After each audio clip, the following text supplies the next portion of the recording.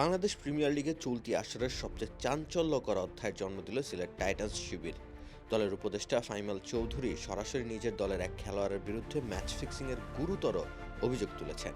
তার ভাষায় সিলেটের এই ব্যর্থতা কোনো সাধারণ হার নয়, এটি ছিল এক নির্মম বিশ্বাসঘাতকতার ফল। রাজশাহী ওয়ারিয়র্সের বিপক্ষে বিপিএলের দ্বিতীয় কোয়ালিফায়ারে 12 রানের পরাজয়ের পরই উত্তাল হয়ে ওঠে পরিস্থিতি। ম্যাচ শেষে সামাজিক যোগাযোগ মাধ্যমে লাইভে এসে বিস্ফোরক বক্তব্য দেন ফাইমাল চৌধুরী। চলতি মৌসুমে যিনি তার ডেডিকেশন, প্যাশন ও ক্রিকেটের প্রতি ভালোবাসার জন্য ব্যাপক খ্যাতি পেয়েছেন, সেই তিনিই যেন হঠাৎ ভেঙে পড়লেন দলের এই পরাজয়ে। তার দাবি, নির্ভরযোগ্য প্রমাণের ভিত্তিতে তিনি নিশ্চিত হয়েছেন ম্যাচের ভেতর থেকেই একজন ফিক্সিংয়ে জড়িত হয়েছে।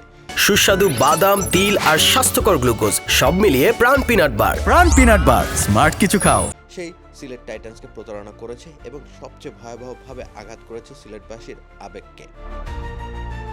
অভিযোগের পাশাপাশি উঠে আসে অর্থনৈতিক প্রসঙ্গ। ফাইমাল চৌধুরী প্রশ্ন তোলেন, যদি অর্থই সমস্যার মূল হয়ে থাকে তবে সংশ্লিষ্ট খেলোয়াড় কেন তার কাছে আসেনি। তার বক্তব্য, প্রয়োজন হলে কত টাকা দরকার তা জানালেই ব্যবস্থা করা যেত।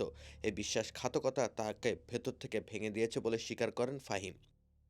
তবে এতটুকুতেই থেমে থাকেননি তিনি। স্পষ্ট ভাষায় জানিয়ে দেন, বিষয়টি এখানেই শেষ নয়, পূর্ণাঙ্গ তদন্ত হবে এবং দোষীদের বিরুদ্ধে যথাযথ ব্যবস্থা নেওয়া হবে। তার মতে এই হার কোনো স্বাভাবিক পরাজয় নয়, এটি ছিল অসততার কাছে হার এবং এটি সিলেটবাসীর সঙ্গে প্রতারণা। ম্যাচ শেষ হওয়ার কিছুক্ষণের মধ্যে আবেগ সামলাতে না পেরে সিলেট টাইটান্সের উপদেষ্টার পদ থেকে পদত্যাগ করেন ফাইমাল চৌধুরী। অশ্রুসিক্ত চোখ নিয়ে দায়িত্ব ছাড়ার পর আবারও সামাজিক যোগাযোগ মাধ্যমে লাইভে এসে তিনি ম্যাচ ফিক্সিংয়ের অভিযোগ পুনর্ব্যক্ত করেন। এই অভিযোগ ইতোমধ্যে বিপিএল জুড়ে তীব্র আলোড়ন তুলেছে। প্রশ্ন উঠেছে টুর্নামেন্টের স্বচ্ছতা, খেলোয়াড়দের নৈতিকতা এবং আসন্ন তদন্তের গতিপথ নিয়ে।